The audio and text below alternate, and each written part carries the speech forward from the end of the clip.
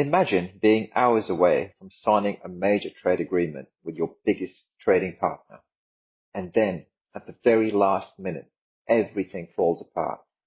This is exactly what appears to have happened between the US and Canada. US-Canada trade negotiations collapsed just before midnight deadline on the 22nd of August, triggering US Section 338 tariffs on around $20 billion of Canadian goods. Canada is now threatening dollar-for-dollar retaliation. But here is the part of this story that should really concern us. The two sides reportedly weren't far apart. They may actually have been very close to a deal. So why did it collapse? Was this simply another negotiating tactic from Trump? Or are we watching the beginning of a much bigger trade war between the two countries? And perhaps even more important, could this dispute spill into the renegotiation of USMCA and fundamentally change the North American economy? So let's break this down in this video. Let's go to part one, the deal that was almost done. The first thing to understand is that this wasn't necessarily a negotiation that completely broke down over fundamental differences. According to reports, the agreement was largely finalized. The two sides had been working toward a framework that could have significantly reduced some of the tariffs currently affecting Canadian exports to the US. And then, suddenly, the negotiations stopped.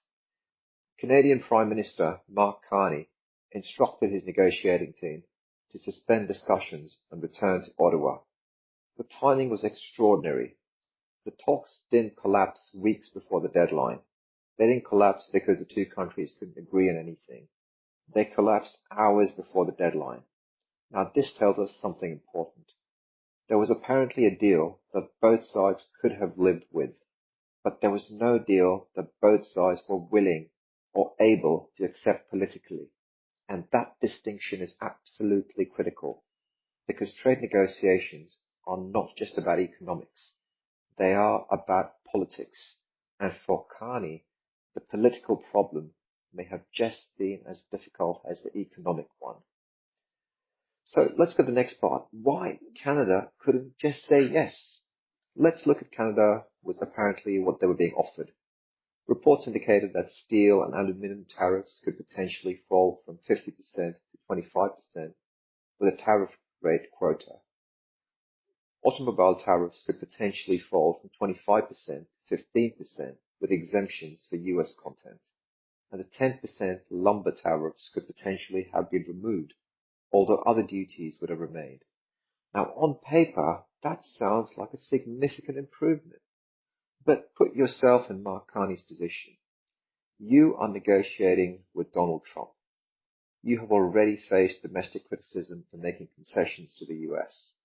And now you have to go back to Canada and say, we negotiated a deal, but Canadian cars are still facing a substantial US tariff. Now that is politically difficult, especially because Canada's economy is deeply integrated with the US. The Canadian government needs access to the American market. Canadian manufacturers need access to American supply chains. But at the same time, Carney cannot appear to be simply accept whatever the US puts on the table. So he has a very narrow path. He needs a deal, but he needs a deal that looks like a win. And that may explain why the final tariff numbers became so important. So, it's really about cars, which is the real flashpoint. The automobile sector appears to have been one of the biggest sticking points, and this makes perfect economic sense. The North American auto industry isn't really three separate industries. It's one highly integrated manufacturing system. Parts cross the US-Canada border. Vehicles cross the border. Components can cross the border multiple times before a finished car reaches the consumer. So when Washington imposes a tariff on Canadian automotive products, it doesn't simply hurt Canada. It also creates costs for American manufacturers. That is why reducing the automobile tariff from 25% to 15% would have been meaningful. But apparently, even that wasn't enough. And this is where the story gets even more interesting, because reports suggest that US Commerce Secretary Howard Lutnick pushed for higher auto tariffs at the last minute. Now, if that reporting is accurate, then the failure of negotiations wasn't simply a disagreement between the US and Canada. It may also reflected a disagreement inside the Trump's White House itself. And that could be the single most important part of the story. So let's look at the fight inside Washington, D.C. Think about what that means. On one side, you have people who want to use tariffs as leverage to obtain concessions, but ultimately want to reach agreements. On the other side, you have officials who appear more comfortable maintaining high tariffs and continuing to pressure America's trading partners. If those two camps are pulling in different directions, negotiating with Washington becomes extremely difficult, because Canadian negotiators have to ask themselves, who actually speaks for Trump? Imagine negotiating an agreement with one group inside the White House. You make concessions, you agree to terms, you think you're finished, and then at the last minute, another senior official comes in and says, no, we want more. At that point, the incentive to compromise disappears. Why make another concession if you don't know whether Washington will simply demand another one tomorrow? This is why the reported role of Lutnick could be so significant. It suggests that the biggest obstacle to the US-Canada agreement may not be the distance between the two countries. It may be the threshold for agreement inside the White House itself. Now, for a moment, let's look towards Canada's retaliation. This is the dangerous part. Canada has indicated that it could respond with dollar-for-dollar retaliatory tariffs. Politically, Carney has very little choice. Canadian public opinion has increasingly favored taking a harder line against the US. If the US imposes tariffs and Canada simply accepts them, Carney risks looking weak. But retaliation comes with an economic cost, and that creates a classic trade war problem. America imposes tariffs. Canada retaliates. American companies get hit. Canadian companies get hit. Consumers absorb higher prices. Businesses delay investment. Supply chains become more expensive. And then politicians on both sides become even less willing to compromise. This is how trade wars can become self-reinforcing. What begins as a negotiating tactic can eventually become a structural economic problem. And that is precisely what the US and Canada need to avoid. Now, don't assume that the deal is dead. There is an important reason not to assume that this is the beginning of a permanent trade war. Look at the timing. The negotiations collapsed on Friday night. That gives both governments an opportunity to step back. There is no immediate need for either side to publicly declare total victory or total defeat. And perhaps even more important, Trump has so far not publicly escalated the situation in the way we might have expected him to do if he had decided negotiations were completely finished. That leaves room for an 11th hour intervention.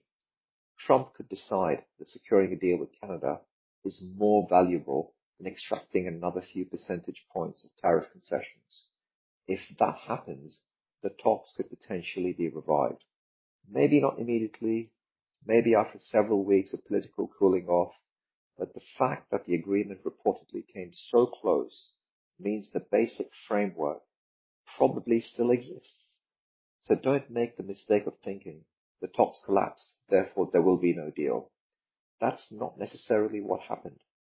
The more accurate interpretation may be the deal wasn't politically acceptable to both sides in its current form, and that can definitely change.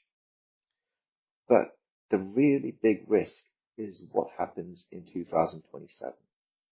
Now let's get to the issue I think everybody should be watching more closely, especially the Americans and Canadians. It's not just the tariffs that are being imposed today. It's what happens to the USMCA, the United States, Mexico, Canada agreement. is the foundation of North American trade. And if the current dispute cannot be resolved, there is a growing risk that today's tariff confrontation becomes entangled with a much bigger renegotiation of the USMCA. My current assessment is that there's a roughly 30% probability that USMCA negotiations stretch into 2027. Now, this may not sound like a particularly high probability, but consider what happens if it does. Companies that have spent years building North American supply chains suddenly face uncertainty of the rules governing those supply chains. Should a manufacturer expand production in Canada? Should it move production into the US? Should it diversify somewhere else? Should a company sign a 10-year supply agreement when it doesn't know what the tariff regime will look like in 2 years? Those questions can have enormous consequences, and uncertainty itself becomes an economic cost. So, as always, I think there are 3 possible outcomes. So, scenario number 1, the deal comes back. This is a relatively optimistic outcome. Trump intervenes, the more pragmatic voices inside the White House regain control. Canada receives enough movement in autos, steel, aluminium, and lumber to allow Carney to present the agreement as a political victory, and the 2 sides sign. The current crisis disappears surprisingly quickly. Scenario number 2, a prolonged stalemate. Canada retaliates. Washington responds.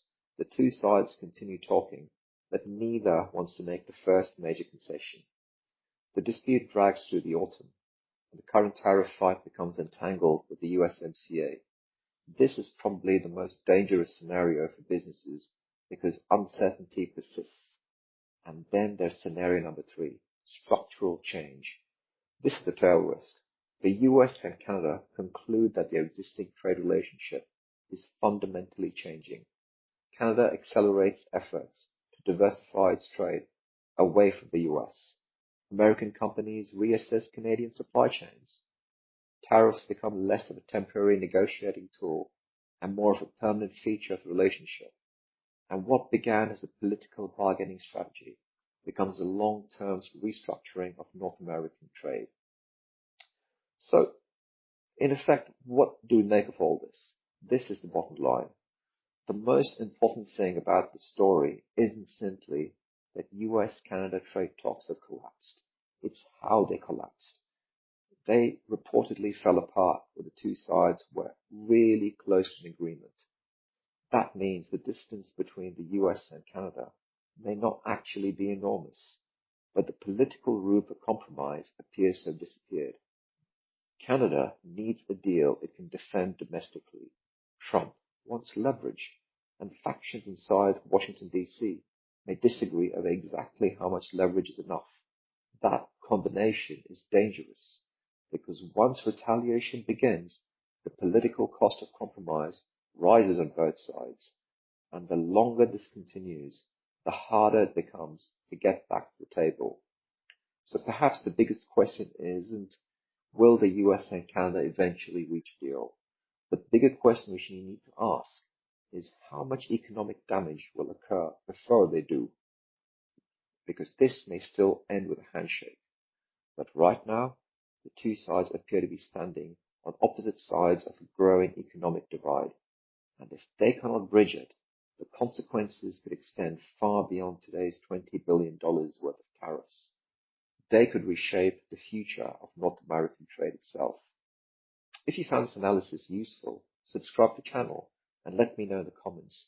Do you think Trump and Carney will revive the deal, or are we watching the beginning of a much bigger US-Canada trade war? Because the answer to that question could matter far more than the headlines we're seeing today. Thank you.